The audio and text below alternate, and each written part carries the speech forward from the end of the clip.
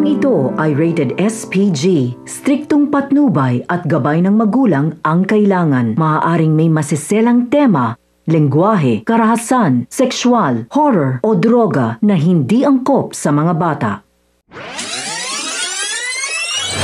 Isang mapagpalang araw mga kapamilya, narito ang pinakamainit na tagpo sa FPJ's Batang Quiapo. Pero bago ang lahat, kung bago ka pa lamang dito sa akin channel, ay baka naman pwedeng makahingi ng isang like, isang share at isang subscribe. Nakipagkita na nga si Ribas kay Ramon. Sinabi ni Ribas na ililipat na si Don Julio sa City Jail ngayong gabi. Napatikin naman si Ramon at napaisip, sabay-sabing pupuntahan niya ito. Ngunit binalaan siya ni Ribas na kung may balak man itong gawin, ay itigil na niya dahil masyadong delikado ito.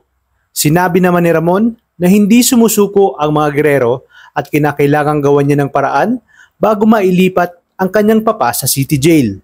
Sa kabilang banda, ligtas na nakatakas sina Tanggol at Ponggay at dinala niya ito sa kanilang hideout. Pinakilala ni Tanggol sa tropa si Ponggay.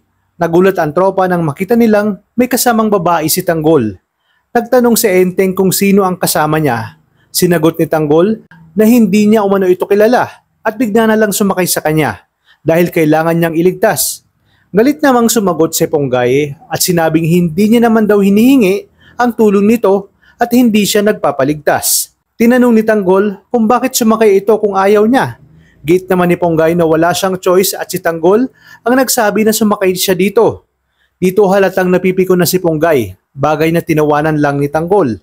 Habang si Divina naman ay nakita niyang duguan ang kanyang anak na si Rocky Boy at halos hindi na nga makatayo. Tinanong niya ito kung si Tanggol ba ang may gawa nito sa kanya. Ngunit galit na sinagot ni Rocky Boy na oo at ibinaling niya ang kanyang galit kay Divina dahil kung hindi sa kanya ay hindi sana siya madadamay sa hidwaan nila ni Tanggol. Sa kabilang banda, dumating na ang araw ng paglipat kay Don Julio at Franco kaya dito nakaabang na sina Tanggol at Ramon. Naghihintay ng tamang pagkakataon upang mailigtas ang dalawa. Si Mirates naman ay nakakuha na rin ng pagkakataon na matakasan itong si Rigor.